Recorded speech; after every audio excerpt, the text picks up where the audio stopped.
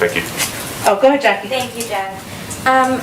Real quick on crime first. Sure. I wanted to ask about, there was your appearance on Pod Save America. There was a discussion of Fox's crime coverage. And one line has prompted some criticism from people. It was soft on crime consequences. What even is that?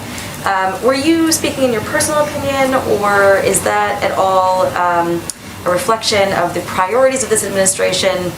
Because the criticism is that it would reflect that crime is not a priority of this administration.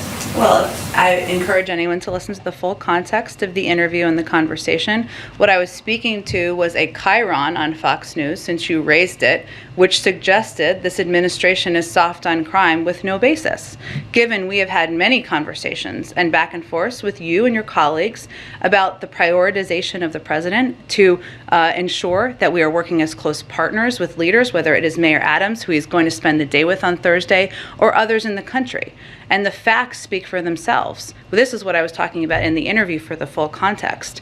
In the American Rescue Plan, there was additional funding to support local cops programs, something that every single Republican voted against.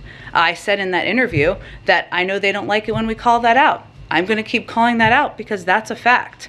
Also, President Biden has proposed a significant increase in funding for local cops programs in his budget, more than the prior president. That's a fact. So if those facts are uncomfortable, I'm sorry for people who feel they need to be critical, but the president has been a longtime advocate of addressing crime. He's never been for defunding the police. Our Department of Justice has increased funding, has put in place support for strike forces. And the other fact that is never talked about in these Fox packages, maybe in this one, is the fact that gun crime is a major driver of crime across the country. Also a fact. So those are pieces, I think, in that moment I was speaking to. And again, we're about the facts here, and addressing crime is something that is a root of the president's agenda. Thank you. I appreciate that. And then I want to move on to the DOJ. There is a letter from Tom Cotton today threatening to block the president's DOJ nominees over the Department of Justice allegedly denying 4 deputy U.S. Marshals legal defense in lawsuits stemming from the Portland riots. Is the White House aware of this, and can you give us any explanation for why that would be happening? I'm not aware of the specifics of it, Jacqui. I'm happy to check with our counsel's office, I assume, and see if there's something more specific we can get back to you. Thank you. And then on there's been this leaked video of Border Patrol agents expressing frustration over some of the policies of this administration. I know that we talked last week about flights, and we've heard the explanation for this procedure that they were frustrated over.